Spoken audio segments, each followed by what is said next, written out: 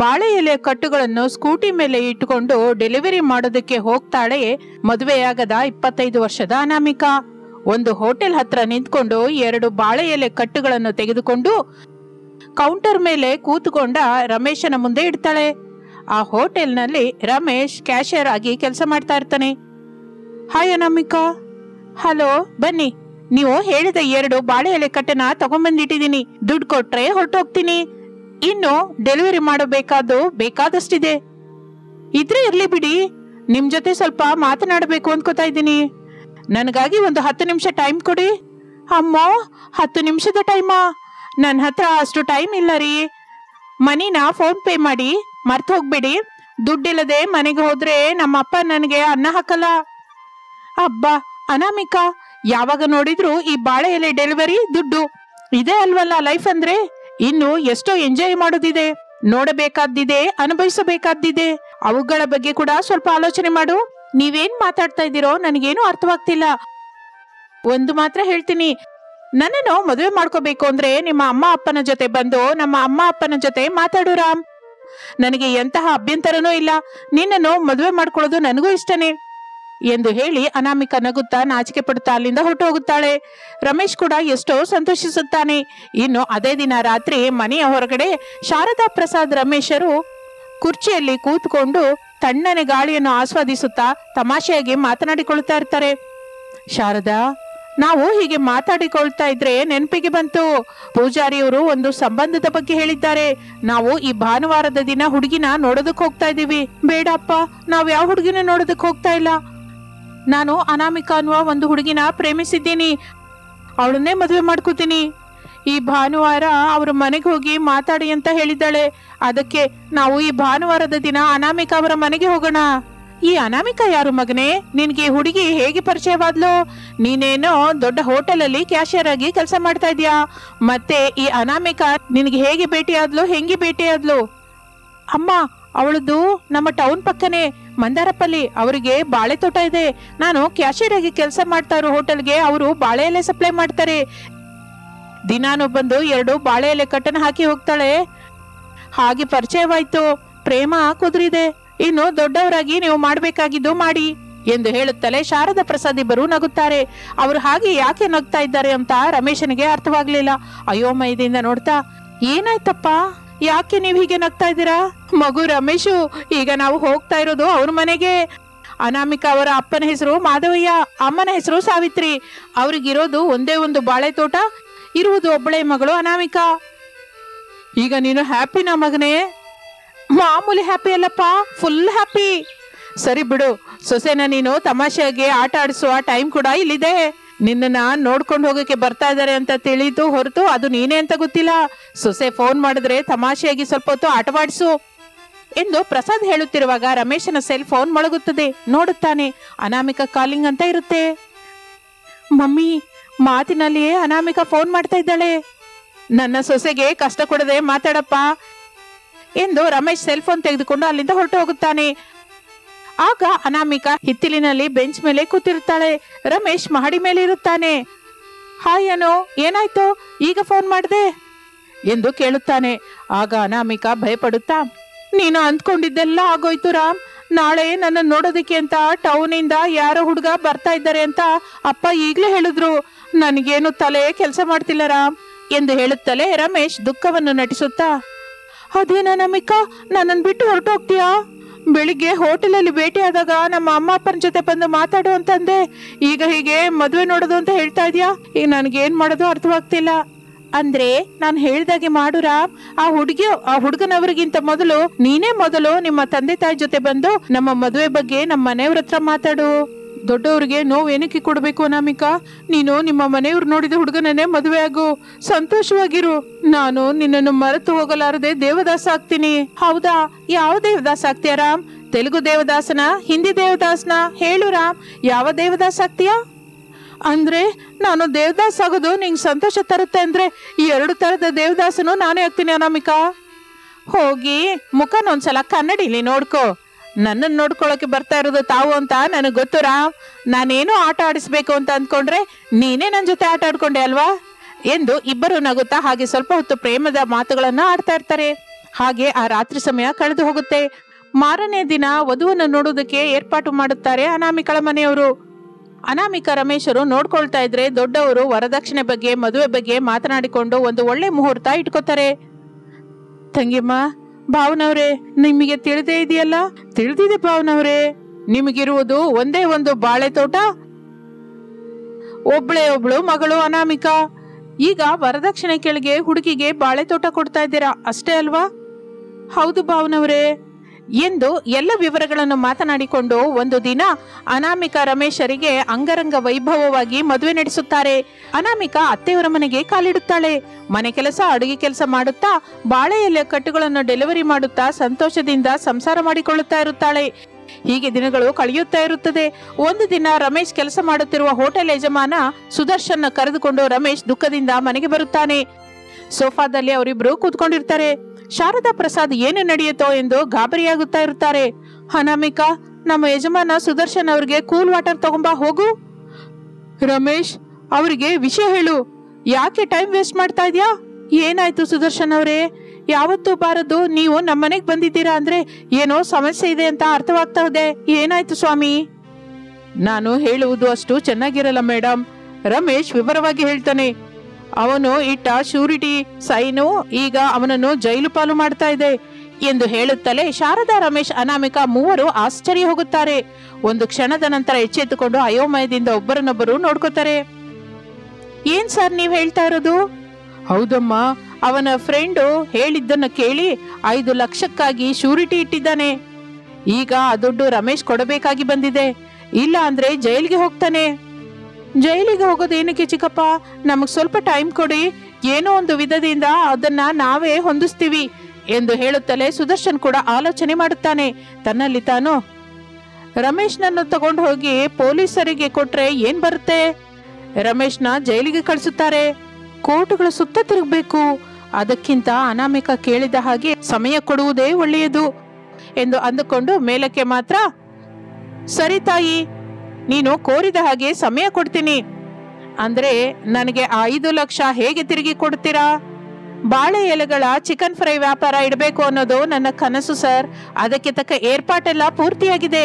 ಈಗ ನಾನು ಬಾಳೆ ಎಲೆಯನ್ನು ವಿವಿಧ ಹೋಟೆಲ್ಗಳಿಗೆ, ಮೆಸ್ಗಳಿಗೆ, ರೆಸ್ಟೋರೆಂಟ್ಗಳಿಗೆ ಸಪ್ಲೈ ಮಾಡ್ತಾ ಇರ್ತೀನಲ್ಲ ಎಂದು ಅನಾಮಿಕಾ ವಿವರವಾಗಿ ಹೇಳಿದ್ದರಿಂದ ಸುದರ್ಶನ್ 1 ತಿಂಗಳು ಗಡುವು ಕೊಟ್ಟು ಅಲ್ಲಿಂದ ಹೊರಟು ಹೋಗುತ್ತಾನೆ. ದಿನಗಳು ಕಳೆಯುತ್ತಾ ಇರುತ್ತದೆ. ಟೌನ್ ನಲ್ಲಿ ರಮೇಶ್ ಕೆಲಸ ಮಾಡುತ್ತಿರುವ ಹೋಟೆಲ್ ಹತ್ತಿರವೇ ಬಾಳೆ ಎಲೆಗಳ ಚಿಕನ್ ಫ್ರೈ ವ್ಯಾಪಾರವನ್ನು ಇಟ್ಟುಕೊಳ್ತಾಳೆ ಅನಾಮಿಕಾ. ಚಿಕನ್ ತಿನ್ನುವ ಅಭಿಮಾನಿಗಳಿಗೆ ಗುಡ್ ನ್ಯೂಸ್. ಈ ದಿನದಿಂದ ನನ್ನ ಹತ್ತಿರ ಬಾಳೆ ಎಲೆಗಳ ಚಿಕನ್ ಫ್ರೈ ಸಿಗುತ್ತದೆ. ಇದುವರೆಗೂ ಮಡಿಕೆಯಲ್ಲಿ ಮಾಡಿದ ಚಿಕನ್ ಫ್ರೈ, ಬಿದಿರುಗಳಿಂದ ಮಾಡಿದ ಚಿಕನ್ ಫ್ರೈನ ತಿಂದಿರ್ತೀರಾ. ಯಾವತ್ತು ಬಾಳೆ ಎಲೆ ಚಿಕನ್ ಫ್ರೈ ತಿಂದಿಲ್ವಲ್ಲ? ಈಗ ನನ್ನ ಗಾಡಿ ಹತ್ರ ನಿಮ್ಮ ಕೋರಿಕೆ ತೀರುತ್ತದೆ. ಬನ್ನಿ, ಎಷ್ಟೋ ಇಷ್ಟವಾದ ಬಾಳೆ ಎಲೆಗಳ ಚಿಕನ್ ಫ್ರೈ ಅನ್ನು ನೋಡಿ, ತಿನ್ನಿ, ಎಂಜಾಯ್ ಮಾಡಿ ಎಂದು ಹೇಳಿ ಅನಾಮಿಕಾ ಬಾಳೆ ಎಲೆಗಳಲ್ಲಿ ಚಿಕನ್ಗಳನ್ನು ಇಟ್ಟು ಗ್ಯಾಸ್ನ ಉರಿಯಲ್ಲಿ ಬಿಸಿ ಬಿಸಿಯಾಗಿ ಬೇಯಿಸುತ್ತಾ ಇರುತ್ತಾಳೆ. ಸ್ವಲ್ಪ ಸಮಯದ ನಂತರ ಕೇಳಿದವರಿಗೆ ಕೇಳಿದ ಹಾಗೆ ಆ ಬಾಳೆ ಎಲೆ ಚಿಕನ್ ಫ್ರೈ ಅನ್ನು ಕೊಡ್ತಾ ಇರ್ತಾಳೆ. ಹಾಗೆ ದುಡ್ಡುಗಳು ಸಂಪಾದಿಸುತ್ತಾ ಇರುತ್ತಾಳೆ ಅನಾಮಿಕಾ. ದಿನಗಳು ಹೀಗೆ ಕಳೆಯುತ್ತಾ ಇರುತ್ತದೆ. ಯಾವ ದಿನಕ್ಕೆ ಬಂದ ದುಡ್ಡನ್ನು ಆ ದಿನ ಸುದರ್ಶನ್ಗೆ ಕೊಡುತ್ತಾ ಲೆಕ್ಕ ಬರೆದುಕೊಳ್ಳುತ್ತಾ ಇರುತ್ತಾಳೆ ಅನಾಮಿಕಾ. ಸ್ವಲ್ಪ ದಿನಕ್ಕೆ ಸುದರ್ಶನ್ ಶ್ಯೂರಿಟಿಯಾಗಿ ಕೊಟ್ಟ ಎಲ್ಲವನ್ನು ತೀರಿಸುತ್ತಾಳೆ ಅನಾಮಿಕಾ. ಶಾರದಾ ದಂಪತಿಗಳು ಈ ಅತಿ ದೊಡ್ಡ ಪ್ರಮಾದದಿಂದ ಹೊರಗೆ ಬಂದಿದ್ದಕ್ಕೆ ಉಸಿರೆಳೆದುಕೊಳ್ಳುತ್ತಾರೆ. ಅಷ್ಟೇ ಅಲ್ಲ, ಅನಾಮಿಕಳಿಗೆ ಕೃತಜ್ಞತೆ ಕೂಡ ಹೇಳಿಕೊಳ್ಳುತ್ತಾರೆ. ಬಹಳ ಸಂತೋಷ ಸೊಸೆ, ಎಷ್ಟೋ ಕಷ್ಟಪಟ್ಟು ಬಾಳೆ ಎಲೆ ಚಿಕನ್ ಫ್ರೈ ವ್ಯಾಪಾರ ಮಾಡಿ ದುಡ್ಡನ್ನು ಬಹಳ ಸಂಪಾದಿಸಿದೆ. ನನ್ನ ಮಗನನ್ನು ಜೈಲ್ ಪಾಲಿಗೆ ಮಾಡದೆ ನೀನೇ ಕಾಪಾಡಿದೆ ಅನಾಮಿಕಾ. ಅಯ್ಯೋ ಅತ್ತೆ, ಮಾವನಿಗೇನಾದ್ರೂ ಸಮಸ್ಯೆ ಬಂದ್ರೆ ನೀವು ಹಾಗೆ ಸುಮ್ಮನೆ ಇರ್ತೀರಾ ಹೇಳಿ? ಈಗ ನಾನು ಮಾಡ್ತಾ ಇರೋದು ಕೂಡ ಅಷ್ಟೇ ಅತ್ತೆ. ಇಲ್ಲ ಸೊಸೆ, ನನಗೆ ಕೈಲಾದಷ್ಟು ಹೋರಾಟ ಮಾಡ್ತಾ ಇದ್ದೆ, ಹಾರಾಟ ಮಾಡ್ತಾ ಇದ್ದೆ. ಹೀಗೆ ವ್ಯಾಪಾರ ಮಾಡುವ ಬುದ್ಧಿ ಇಲ್ಲ ಆದ್ರೂ ತವ್ರ ಮನೆಗೆ ಹೋಗಿ ತಿಳಿದವ್ರ ಹತ್ರ ಎಲ್ಲ ಹೋಗಿ ದುಡ್ಡು ಸಾಲವಾಗಿ ತಂದು ಮಾವ ಹಿಂಗೆ ಸಹಾಯ ಮಾಡ್ತಾ ಇದ್ದೆ. ಅಷ್ಟೇ ಅಲ್ವತ್ತೆ? ಮತ್ತೆ ನನ್ ಗಂಡಂಗ್ ಕೂಡ ಒಂದು ಸಮಸ್ಯೆ ಬಂದಾಗ ನಾನು ಆಧಾರವಾಗಿ ನಿಲ್ಲದೆ ಹೇಗಿರ್ತೀನಿ ಅತ್ತೆ? ಅದಕ್ಕೆ ನನಗೆ ತಿಳಿದುಕೊಂಡ ವ್ಯಾಪಾರವನ್ನು ಮಾಡಿದೆ. ಮೇಲಾಗಿ ನನ್ನ ಕನಸು ಯಾವಾಗಿನಿಂದಲೋ ಬಾಳೆ ಎಲೆಯಿಂದ ಒಂದು ಬಿಸ್ನೆಸ್ ಮಾಡೋಣ ಅಂತ. ಆ ಕನಸನ್ನು ಈಗ ನೆರವೇರಿಸಿಕೊಂಡೇನೋ ಅತ್ತೆ. ದುಡ್ಡು ಕೂಡ ಸಂಪಾದಿಸಿದೆ, ನನ್ನ ಗಂಡನ್ನ ಕಾಪಾಡಿಕೊಂಡೆ. ಪ್ರಸಾದ್ ಕೂಡ ಎಷ್ಟೋ ಆನಂದಿಸುತ್ತಾನೆ. ಈ ವಿಧದಿಂದ ತಮಗೆ ಬಂದಂತಹ ಕಷ್ಟದಿಂದ ಹೊರಗೆ ಬರಲಿಕ್ಕೆ ಅನಾಮಿಕಾ ಬಾಳೆ ಎಲೆ ಚಿಕನ್ ಫ್ರೈ ಮಾಡುತ್ತಾ ಮತ್ತಷ್ಟು ದುಡ್ಡು ಸಂಪಾದಿಸಲಿಕ್ಕೆ ಶುರು ಮಾಡುತ್ತಾಳೆ. ಅಷ್ಟೇ ಅಲ್ಲ, ಅವರ ಕುಟುಂಬ ಸಂತೋಷದಿಂದ ಜೀವಿಸುತ್ತಾ ಇರುತ್ತೆ. ಅದೊಂದು ಫೇಮಸ್ ಹಾಸ್ಪಿಟಲ್. ರಿಚ್ ಅನಾಮಿಕಾ ಒಂದು ರೂಮಲ್ಲಿ ಕೂತಿರ್ತಾಳೆ. ಅವಳ ಮುಂದೆ ನಿಂತುಕೊಂಡ ಬಡ ಸುಶೀಲಾ ಕಣ್ಣೀರು ಹಾಕೋತಾ ಇರ್ತಾಳೆ. ಅಳ್ಬೇಡ ಸುಶೀಲಾ, ನಿನ್ ಗಂಡಂಗೆ ಏನೂ ಆಗಲ್ಲ ಅಂತ ಡಾಕ್ಟರ್ ಹೇಳಿದಾರಲ್ಲ, ಅವನು ಪೂರ್ತಿಯಾಗಿ ಗುಣವಾಗುವ ತನಕ ಖರ್ಚನ್ನ ನಾವೇ ಭರಿಸ್ತೀವಿ. ಅವನು ಪೂರ್ತಿಯಾಗಿ ಗುಣವಾಗುವವರೆಗೂ ನಿಮ್ಮನ್ನ ಪೋಷಿಸಿ ನಿನ್ನ ಮಕ್ಕಳನ್ನು ಓದಿಸುವ ಜವಾಬ್ದಾರಿ ಕೂಡ ನಾವೇ ತಗೋತೀವಿ. ಹಾಗೆ ನಿನ್ಗೊಂದು ಮನೆ ಕೂಡ ಕಟ್ಟಿಸಿ ಕೊಡ್ತೀನಲ್ಲ. ನೀವು ದುಡ್ಡಿರುವವರು ತಾಯಿ, ನಿಮ್ಮ ಮಾತನ್ನು ನಂಬಬಹುದಾ? ನಂಬೇಕು ಸುಶೀಲಾ, ಮತ್ತೊಂದು ದಾರಿ ಇಲ್ಲ. ನಾನು ಮಾತು ಕೊಡ್ತಾ ಇದ್ದೀನಲ್ಲ, ನಿನಗೂ ನಿನ್ನ ಮಗನಿಗೆ ನಿನ್ನ ಗಂಡನಿಗೆ ಏನೂ ಆಗದ ಹಾಗೆ ನಾವು ನೋಡ್ಕೋತೀವಿ. ನೀನು ಮಾತ್ರ ಎಂತಹ ಪರಿಸ್ಥಿತಿಯಲ್ಲೂ ಕೇಸ್ ಹಾಕೋದಕ್ಕೆ ಆಗಲ್ಲ. ಪೊಲೀಸ್ ಸ್ಟೇಷನ್ಗೆ ಹೋಗ್ಬಾರ್ದು. ಯಾರು ಬಂದು ಎಷ್ಟು ಫೋರ್ಸ್ ಮಾಡಿದ್ರು ಕೂಡ ಸ್ವಲ್ಪವೂ ಭಯಪಡಬಾರ್ದು. ಅನಾಮಿಕಾ ಮೇಡಮ್ ಎಲ್ಲ ವಿಧದಿಂದ ನೋಡ್ಕೋತಾಳೆ ಅಂತ ಧೈರ್ಯದಿಂದ ಹೇಳ್ಬೇಕು. ಹಾಗೆ ಅಮ್ಮನವ್ರೆ, ಸುಶೀಲಾ, ನಿಮ್ಮ ಗಂಡನ ಆರೋಗ್ಯ ಪೂರ್ತಿಯಾಗಿ ಗುಣವಾಗುವವರೆಗೂ ನಮ್ಮ ಮನೆಯಲ್ಲಿ ಇದ್ದು ಕೆಲಸ ಮಾಡ್ತಾ ಇರು. ನಿನ್ನ ಮಗನನ್ನ ನನ್ನ ಮಗನ ಜೊತೆ ಸ್ಕೂಲ್ಗೆ ಕಳಿಸ್ತೀನಿ. ನೀವಿಷ್ಟೆಲ್ಲ ಹೇಳ್ತಾ ಇದ್ದೀರಲ್ಲ, ನಿಮ್ ಮಾತನ್ನ ನಂಬ್ತಾ ಇದ್ದೀನಿ. ಏನಾದ್ರೂ ತೊಂದ್ರೆ ಆದ್ರೆ ಮಾತ್ರ ನಾನು ಪೊಲೀಸ್ ಸ್ಟೇಷನ್ಗೆ ಹೋಗ್ತೀನಿ. ಹೋದ್ರೆ ಏನಾಗುತ್ತೆ ಗೊತ್ತಾ ನಿಂಗೆ ಎಂದು ಅನಾಮಿಕಾ ಅನ್ನುತ್ತಲೇ ಸುಶೀಲಾ ಅಯೋಮಯದಿಂದ ನೋಡುತ್ತಾಳೆ. ಆಕ್ಸಿಡೆಂಟ್ ಮಾಡಿದ್ದಕ್ಕೆ ನಮ್ಮ ಅತ್ತೆ ಮೇಲೆ ಕೇಸ್ ಹಾಕ್ತಾರೆ. ನಿನ್ನ ಗಂಡನ ಸರ್ಕಾರಿ ಆಸ್ಪತ್ರೆಗೆ ಕಳಿಸ್ತಾರೆ. ಅವರನ್ನ ನೋಡ್ಕೊಳ್ತಾ ನಿನ್ನ ಮಗನನ್ನ ಕರ್ಕೊಂಡು ಕೂಲಿ ಕೆಲ್ಸಕ್ಕೆ ಹೋಗ್ತೀಯಾ. ಅದೇ ರೋಡ್ ಮೇಲೆ ಬದುಕು ಆಗತ್ತೆ. ನಿನಗೆ ಕಷ್ಟ ಸುಶೀಲಾ. ಜೈಲ್ಗೆ ಹೋದ್ರು ನಮ್ಮ ಅತ್ತೆಗೆ ಬೇಲ್ ಬರುತ್ತೆ. ₹1,00,000 ಎಲ್ಲ ಆಗೋಗುತ್ತೆ. ಈಗ ನಿಮ್ಗೆ ಇಷ್ಟೆಲ್ಲ ಖರ್ಚು ಮಾಡಬೇಕಾದ ಅಗತ್ಯವಿಲ್ಲ. ನೀನೇ ಆಲೋಚಿಸು ಎಂದು ಹೇಳಿ ಅನಾಮಿಕಾ ನಿಂತು ಹೋಗುತ್ತಾಳೆ. ಆದರೆ ಸುಶೀಲಳಿಗೆ ಏನು ಮಾಡಬೇಕೋ ಅರ್ಥವಾಗುವುದಿಲ್ಲ. ಎಲ್ಲ ಅಯೋಮಯವಾಗಿರುತ್ತೆ. ನೋಡು ಸುಶೀಲಾ, ನಾವು ಮಾನವತ್ವದಿಂದ ಆಲೋಚಿಸಿ ಈ ಕೆಲಸ ಮಾಡ್ತಾ ಇದೀವಿ. ಇಲ್ಲ ಅಂತ ಕೇಸ್ ಮಾಡಿದ್ರೆ ನಷ್ಟ ಆಗೋದು ನಿಮಗೆ ಅಂತ ನೆನಪಿಟ್ಕೋ. ಅಮ್ಮನವ್ರೆ, ದೊಡ್ಡ ಮನ್ಸು ಮಾಡ್ಕೊಂಡಿದ್ದೀರಿ. ಅದೇ ಮನ್ಸಲ್ಲಿರಿ ತಾಯಿ. ಯಾರು ಏನ್ ಹೇಳಿದ್ರು ನಾನು ಕೇಳಲ್ಲ. ನನ್ನ ಗಂಡನನ್ನ ಬದುಕಿಸಿ ನನ್ನ ಮಗನನ್ನ ಓದಿಸ್ತೀನಿ ಅಂತ ಹೇಳ್ತಾ ಇದ್ದೀರಾ. ನಾನು ನಿಮ್ಮನ್ನ ನಂಬ್ತಾ ಇದ್ದೀನಿ ತಾಯಿ. ಸರಿ ಸುಶೀಲಾ, ಹೋಗಿ ನಿನ್ ಗಂಡನ ನೋಡ್ಕೋ ಎಂದು ಹೇಳುತ್ತಲೇ ಸುಶೀಲಾ ಅಲ್ಲಿಂದ ಹೊರಟು ಹೋಗುತ್ತಾಳೆ. 2 ದಿನ ಕಳೆಯುತ್ತದೆ. ಒಂದು ದಿನ ಸಾಯಂಕಾಲ ರಿಚ್ ಮನೆಯಲ್ಲಿ ತನ್ನ ರೂಮಿನಲ್ಲಿರುವ ಟೇಬಲ್ ಹತ್ರ ಕೂತ್ಕೊಂಡ ಅನಾಮಿಕಳ ಹತ್ರಕ್ಕೆ ಅತ್ತೆ ಶಾರದಾ ಕಾಫಿ ತಗೊಂಡು ಬರ್ತಾಳೆ. ಅಯ್ಯೋ ಅತ್ತೆ, ನೀವೇನಕ್ಕೆ ತಗೊಂಡ್ಬಂದ್ರಿ? ಸುಶೀಲಾ ಎಲ್ಲಿಗೋದ್ಲು? ಸುಶೀಲಾ ಹಾಸ್ಪಿಟಲ್ ಅಲ್ಲಿರುವ ತನ್ನ ಗಂಡನ ನೋಡೋದಕ್ ಹೋಗಿದ್ದಾಳೆ ಸೊಸೆ. ಡಾಕ್ಟರ್ ನಾಳೆ ಅಲ್ವಾ ಬಾ ಅಂತ ಹೇಳಿದ್ದು. ಕರೆಕ್ಟೇ, ಆದ್ರೂ ಗಂಡ ಆಕ್ಸಿಡೆಂಟ್ ಆಗಿ ಹಾಸ್ಪಿಟಲ್ ಅಲ್ಲಿ ನೋವು ತಿಂತಾ ಇದ್ರೆ ಯಾವ ಹೆಂಡತಿ ಮಾತ್ರ ಸುಮ್ನಿರ್ತಾಳೆ ಹೇಳು? ಇಲ್ಲದೇ ಇರ್ಬೋದು ಅತ್ತೆ, ಆದ್ರೆ ಅಲ್ಲಿಗೆ ಹೋದ್ರು ಅವಳ ಗಂಡ ಆಕಾಶ್ನನ್ನು ನೋಡೋದಕ್ ಬಿಡಲ್ವಲ್ಲ. ಇದೆಲ್ಲ ನಂಗೆ ಗೊತ್ತಿಲ್ಲ ಸೊಸೆ. ನಾನ್ ಹತ್ರ ಬಂದು ಅಮ್ಮನವರೇ, ಹಾಸ್ಪಿಟಲ್ ಅಲ್ಲಿರುವ ನನ್ ಗಂಡನ ಹತ್ರ ಹೋಗಿ ನೋಡಿ ಬರ್ತೀನಿ ಅಂತ ಹೇಳಿ ತನ್ನ ಮಗ ಹೇಮಂತ್ನ ಕರ್ಕೊಂಡು ಹೋದ್ಲು. ಸರಿ ಬಿಡಿ ಅತ್ತೆ ಎಂದು ಹೇಳಿ ಅನಾಮಿಕಾ ಕಾಫಿ ಕುಡಿಯುತ್ತಾ ಇರುತ್ತಾಳೆ. ನಾನ್ ಹೇಳಿದ ಮನೆ ಬಗ್ಗೆ ಏನ್ ಆಲೋಚಿಸಿದೆ ಸೊಸೆ? ಆಲೋಚಿಸ್ತಾ ಇದ್ದೀನಿ ಅತ್ತೆ. ಇನ್ನು ಏನು ಫೈನಲ್ ಆಗಿಲ್ಲ. ಹೇಗ ಬಂದಿದ್ದೀರಲ್ಲ, ಸ್ವಲ್ಪ ಹೊತ್ತು ಇರಿ. ನಾನು ಅಂದುಕೊಂಡ ಮಾಡೆಲ್ ಬಗ್ಗೆ ಮಾತಾಡ್ತೀನಿ. ಸರಿ ಸೊಸೆ, ಮೊದಲು ನೀನು ಕಾಫಿ ಕುಡಿ ಎಂದು ಹೇಳುತ್ತಲೇ ಅನಾಮಿಕಾ ಕಾಫಿ ಕುಡಿಯುತ್ತಾ ಇರುತ್ತಾಳೆ. ಈಗ ಹೇಳು ಸೊಸೆ, ಬಡವರಿಗೆ ಕಡಿಮೆ ಬಜೆಟ್ ಅಲ್ಲಿ ಅಂದವಾದ ಮನೆ ಕಟ್ಸೋದಕ್ಕೆ ಪ್ಲಾನ್ ರೆಡಿ ಆಯ್ತಾ? ಪ್ಲಾನ್ ಅಂತ ಏನು ಇಲ್ಲ ಅತ್ತೆ. ಅವ್ರು ಹೇಗೋ ಬಡವರೇ ಅಲ್ವಾ, ಅವರಿಗೆ ಚಿಕ್ಕದಾದ ಮಣ್ಣಿನ ಮನೆ ಕಟ್ಸೋಣ ಅಂತ ಅಂದ್ಕೊಂಡಿದ್ದೀನಿ. ಮತ್ತೆ ನೀವೇನಂತೀರಾ? ಮಣ್ಣಿನ ಮನೆ ಬಹಳ ಇದೆ ಸೊಸೆ. ಮಣ್ಣಿನ ಮನೆ ಅಲ್ದೆ ಇನ್ನು ಏನಾದ್ರೂ ಆಲೋಚಿಸು. ಮಣ್ಣಿನ ಮನೆ ಬೇಡ ಅಂದ್ರೆ ಇನ್ನು ಮಾವಿನ ಸೊಪ್ಪಿನ ಜೊತೆ ಮನೆ ಕಟ್ಟೋಣ ಅತ್ತೆ ಎಂದು ಅನಾಮಿಕಾ ಹೇಳುತ್ತಲೇ ಶಾರದಾ ಆಲೋಚನೆ ಮಾಡುತ್ತಾಳೆ. ಮಾವಿನೆಲೆಯ ಮನೆ ಹೊಸದಾಗಿ ಅನಿಸುತ್ತದೆ ಶಾರದಳಿಗೆ. ಹೌದು ಸೊಸೆ, ಮಾವಿನೆಲೆ ಮನೆ ಹೊಸದಾಗಿದೆ, ಬಲೆಯಾಗಿರುತ್ತೆ. ಹೇಗೆ ಅಂತ ಪ್ಲಾನ್ ಮಾಡಿ ಸುಶೀಲಾ ಅವರಿಗೆ ಮೊದಲು ಒಂದು ಮನೆ ಕಟ್ಕೊಡು ಸೊಸೆ. ಅದು ಚೆನ್ನಾಗಿದ್ರೆ ವೈರಲ್ ಮಾಡೋಣ. ಅದರಿಂದ ಬರುವ ಸಂಪಾದನೆಯಿಂದ ಸುಶೀಲಾ ತನ್ನ ಕುಟುಂಬವನ್ನ ಪೋಷಿಸ್ಕೊತಾಳೆ. ರಿಯಲ್ ಎಸ್ಟೇಟ್ ಅಲ್ಲಿ ಕೂಡ ನಮಗಂತ ಒಂದು ಹೆಸರಿರುತ್ತಲ್ಲ. ಆಯ್ತು ಅತ್ತೆ, ನಾನು ಅದೇ ಕೆಲಸದ ಮೇಲೆ ಇರ್ತೀನಿ. ನೀವು ಸುಶೀಲಳ ಮೇಲೆ ಒಂದು ಕಣ್ಣಿಟ್ಟಿರಿ. ಎಂತಹ ಪರಿಸ್ಥಿತಿಯಲ್ಲೂ ಅವಳು ಪೊಲೀಸ್ ಸ್ಟೇಷನ್ಗೆ ಹೋಗ್ಬಾರ್ದು. ನಮ್ಮ ಮೇಲೆ ಆಕ್ಸಿಡೆಂಟ್ ಕೇಸು ಹಾಕಬಾರ್ದು. ಅವಳಿಗೆ ನಾವು ಕೊಡಿಸುವ ನ್ಯಾಯ ಸಿಕ್ಕಿದರೆ ನಾನು ಎಂತಹ ಕೇಸು ಹಾಕಲ್ಲ ಅಂತ ಹೇಳಿದ್ಲಲ್ಲ ಸೊಸೆ. ಅವ್ರ ಮಾತನ್ನ ನಂಬಹುದಾತೆ? ಅವರು ಬಹಳ ಬಡವರಮ್ಮ. ಬಡವರು ಪ್ರಾಮಾಣಿಕವಾಗಿರ್ತಾರೆ. ಸರಿಯತ್ತೆ, ಸುಶೀಲಂಗೆ ಕಡಿಮೆ ಬಜೆಟ್ ಅಲ್ಲಿ ಅಂದವಾದ ಅನುಕೂಲವಾದ ಮಾವಿನೆಲೆ ಮನೆಯ ಬಗ್ಗೆ ಆಲೋಚನೆ ಮಾಡ್ತೀನಿ. ಬೇಕು ಅಂದ್ರೆ ಇನ್ನೊಂದು ಕಾಫಿ ತಗೊಂಬ ಅಂದ್ರೆ ತರ್ತೀನಿ ಸೊಸೆ. ಈಗ್ಲೇ ಬೇಡ ಅತ್ತೆ, ನನಗೆ ಕುಡಿಬೇಕು ಅನ್ಸಿದ್ರೆ ನಿಮ್ಮನ್ನ ನಾನೇ ಕರಿತೀನಿ ಎಂದು ಅನಾಮಿಕ ಹೇಳುತ್ತಲೇ ಶಾರದಾ ಅಲ್ಲಿಂದ ಹೊರಟು ಹೋಗುತ್ತಾಳೆ. ಹಾಸ್ಪಿಟಲ್ ಬೆಡ್ ಮೇಲೆ ಪಟ್ಟಿಗಳಿಂದ ಮಲ್ಕೊಂಡಿರ್ತಾನೆ ಆಕಾಶ್. ನಾನ್ ಚೆನ್ನಾಗಿದ್ದೀನಿ ಸುಶೀಲಾ. ನಮಗೆ ಆಕ್ಸಿಡೆಂಟ್ ಮಾಡಿದವರು ಸಿಕ್ಕಿದ್ರು ರೀ. ಶಾರದಮ್ಮನವರು ಗುದ್ದಿದ್ರೆ ಅವರು ಸೊಸೆ ಅನಾಮಿಕಾ ಅಮ್ಮನವರು ಮಾತನಾಡಿದ್ರು. ಎಷ್ಟು ಖರ್ಚಾದ್ರೂ ಹಾಕೊಂಡು ನಾನು ಸರಿ ಮಾಡಿಸ್ತೀನಿ ಅಂತ ಹೇಳಿದ್ದಾರೆ. ಹಾಗೆ ನಮಗೆ ಮನೆ ಕಟ್ಸಿ ನಮ್ಮ ಮಗನ್ ಕೂಡ ಓದಿಸ್ತೀನಿ ಎಂದಿದ್ದಾರೆ. ದೊಡ್ಡ ಮನಸ್ಸಿರುವ ದೇವತೆ. ಆ ಮಾತ್ರಕ್ಕೆ ದೇವತೆ ಅಂತ ಅನ್ಬೇಡ ಸುಶೀಲಾ. ಅವರು ನಮಗಾಗಿ ಮಾಡ್ತಾ ಇಲ್ಲ, ಅವರು ಒಳ್ಳೇದಕ್ಕಾಗಿ ಮಾಡ್ತಾ ಇದ್ದಾರೆ. ಆಕ್ಸಿಡೆಂಟ್ ಕೇಸಿಂದ ಹೊರಗೆ ಬರೋದಕ್ಕೆ ಮಾಡ್ತಾ ಇದ್ದಾರೆ. ಏನಕ್ಕೆ ಮಾಡಿದ್ರು, ಹೇಗೆ ಮಾಡಿದ್ರು, ನೀನು ಚೆನ್ನಾಗಾಗೋದೇ ನನಗ್ ಬೇಕು. ನಾವಿರೋದಕ್ಕೆ ಮನೆ ಬೇಕು, ನನ್ನ ಮಗನ ಭವಿಷ್ಯತ್ತು ಬೇಕು. ಇದಕ್ಕಿಂತನೂ ಹೆಚ್ಚಿನ 2 ದುಡ್ಡು ಕೊಡ್ಸೋದಕ್ಕೆ ಹೊರಗಡೆ ಇಂದ್ರಾಣಿ ಅಂತ ಒಬ್ಬ ಹೆಂಗಸಿದ್ದಾಳೆ ಸುಶೀಲಾ. ಹೋಗಿ ಅವಳನ್ನ ಭೇಟಿಯಾಗು. ಅವಳು ಹೇಳಿದಾಗೆ ಕೇಳು. ನಮ್ಗೆಲ್ಲ ಒಳ್ಳೇದೇ ಆಗುತ್ತೆ, ಲಾಭ ಕೂಡ ಇರುತ್ತೆ. ಯಾರು ಇಂದ್ರಾಣಿ? ಆಕೆ ಅಲ್ವಲ್ಲ ನಮ್ಗೆ ಆಕ್ಸಿಡೆಂಟ್ ಮಾಡಿಸಿದ್ದು. ಈಗ ನಮ್ಮ ಒಳಿತು ಕಡಕನ್ನ ನೋಡ್ತಾ ಇರೋದು, ನಮ್ಮ ಭವಿಷ್ಯತ್ತಿನ ಬಗ್ಗೆ ಆಲೋಚನೆ ಮಾಡ್ತಾ ಇರೋದು ಆಕೆ ಅಲ್ವಲ್ಲ?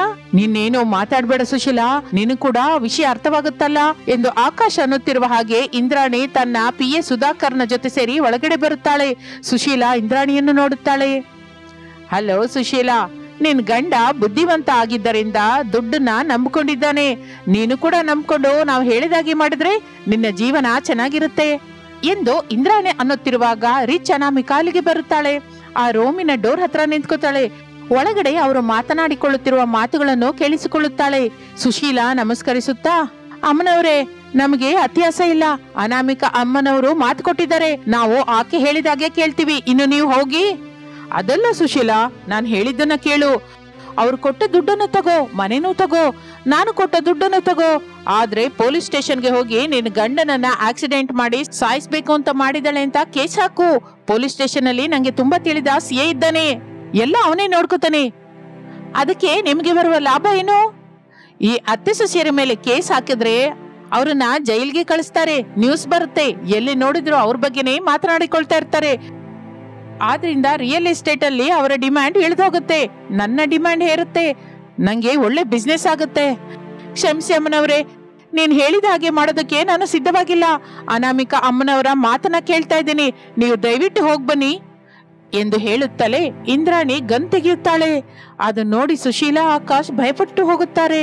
ನೀವು ಬೆದರಿಸಿದ್ರು ಕೇಳಲ್ಲ ಅಮ್ಮ. ನೀವು ಹೀಗೆ ನನ್ನನ್ನ ಬೆದರಿಸ್ತಾ ಇರೋದು ಈ ರೂಮಿನಲ್ಲಿರುವ ಕ್ಯಾಮ್ರಾದಲ್ಲಿ ಬಿದ್ದೋಗುತ್ತೆ ಎಂದು ಹೇಳುತ್ತಲೇ ಅನಾಮಿಕಾ ಅಲ್ಲಿಂದ ಹೊರಟು ಹೋಗುತ್ತಾಳೆ. ಇಂದ್ರಾಣಿ ಕೂಡ ಆ ರೂಮಿನಿಂದ ಹೊರಟು ಹೋಗುತ್ತಾಳೆ. ಹೀಗೆ ದಿನಗಳು ಕಳೆಯುತ್ತಾ ಇರುತ್ತದೆ. ಅನಾಮಿಕಾ ಸುಶೀಲಳ ಕುಟುಂಬಕ್ಕಾಗಿ ಮಾವಿನೆಲೆಯ ಮನೆಯನ್ನು ಕಟ್ಟಿಸುತ್ತಾಳೆ.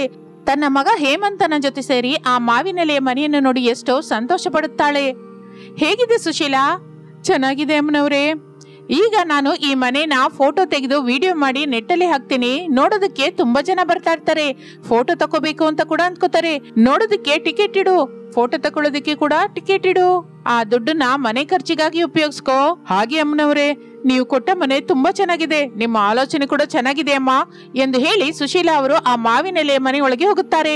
ಅನಾಮಿಕಾ ಫೋಟೋಗಳು ವಿಡಿಯೋಗಳು ತೆಗೆಯುತ್ತಾಳೆ. ಇನ್ನು ಆ ವಿಡಿಯೋವನ್ನು ನೆಟ್ಟಲ್ಲಿ ಹಾಕುತ್ತಾಳೆ. ಮಾವಿನೆಲೆಯ ಮನೆ ಅಂತ ಅದು ಬಹಳ ವೈರಲ್ ಆಗಿ ಹೋಗುತ್ತೆ. ಮಾವಿನೆಲೆಯ ಮನೆಯನ್ನು ನೋಡೋದಕ್ಕೆ ಬಹಳ ಜನ ಅಲ್ಲಿಗೆ ಬರ್ತಾ ಇರ್ತಾರೆ. ಸುಶೀಲಾ ಟಿಕೆಟ್ ಸಿಸ್ಟಮ್ ಇಡುತ್ತಾಳೆ. ನೋಡುವವರು ಫೋಟೋ ತೆಗೆಯುವವರು ಟಿಕೆಟ್ ಕೊಂಡ್ಕೊಳ್ತಾ ಇರ್ತಾರೆ, ಫೋಟೋಗಳು ತಗೋತಾ ಇರ್ತಾರೆ. ಹೀಗೆ ದಿನಗಳು ಕಳೆಯುತ್ತಾ ಇರುತ್ತದೆ.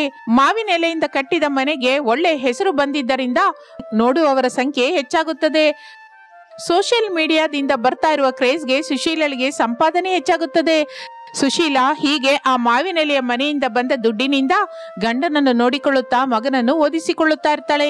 ಹಾಗೆ ಮಾವಿನೆಲೆಯಿಂದ ಕಟ್ಟಿದ ಮನೆಗೆ ಒಳ್ಳೆ ಹೆಸರು ಬಂದಿದ್ದರಿಂದ ರಿಯಲ್ ಎಸ್ಟೇಟ್ ನಲ್ಲಿ ಇರುವ ಅನಾಮಿಕಳಿಗೆ ಕೂಡ ಒಳ್ಳೆ ಹೆಸರು ಬರುತ್ತೆ. ಬಹಳ ಜನ ತಮಗೆ ಕೂಡ ಆ ಮಾವಿನೆಲೆಯ ಮನೆ ಬೇಕು ಅಂತ ಕೇಳುತ್ತಾ ಇರುತ್ತಾರೆ. ಅಂತಹ ಅವಕಾಶಗಳಿಗಾಗಿ ಎದುರು ನೋಡುತ್ತಾ ಇರುವ ಅತ್ತೆ ಸೊಸೆಯರಿಬ್ಬರು ಬಹಳ ಫೇಮಸ್ ಆಗುತ್ತಾರೆ. ಕಸ್ಟಮರ್ಸ್ ಕೇಳಿದ ವಿಧದಿಂದ ಅವರಿಗೆ ಹಿಡಿಸಿದ ವಿಧದಿಂದ ಮಾವಿನೆಲೆಯಿಂದ ಮನೆ ಕಟ್ಟಿಸಿ ಅತ್ತೆ ಸೊಸೆಯರು ಬಹಳ ಹೆಸರು ತಂದುಕೊಳ್ಳುತ್ತಾರೆ. ಈ ವಿಧದಿಂದ ಅಂದುಕೊಳ್ಳದೆ ನಡೆದ ಒಂದು ಪ್ರಮಾದದಿಂದ ಒಂದು ಕುಟುಂಬವನ್ನು ಚೆನ್ನಾಗಿ ಮಾಡುವುದಕ್ಕಾಗಿ ಅನಾಮಿಕಾ ಬಹಳ ಬುದ್ಧಿವಂತಿಕೆಯಿಂದ ಮಾಡಿದ ಆಲೋಚನೆ ಅವರಿಗೆ ಕೂಡ ಬಹಳ ಲಾಭವನ್ನು ತಂದುಕೊಡುತ್ತದೆ. ಅವರು ಮಾಡುತ್ತಿರುವಂತಹ ರಿಯಲ್ ಎಸ್ಟೇಟ್ ವ್ಯಾಪಾರಕ್ಕೆ ಅದು ಒಳ್ಳೆಯ ಆಧಾರವನ್ನು ಕೊಡುತ್ತದೆ. ಇದು ಇಂದಿನ ಕತೆ. ಸೊಸೆಯ ಮಾವಿನ ಮಣ್ಣಿನಲ್ಲಿಯ ಮನೆ ಮತ್ತೊಂದು ಆಸಕ್ತಿಕರವಾದ ಕತೆ ಜೊತೆ ಮತ್ತೆ ಸೇರೋಣ. ಅಲ್ಲಿಯವರೆಗೂ ವಿರಾಮ. ನಮಸ್ತೆ.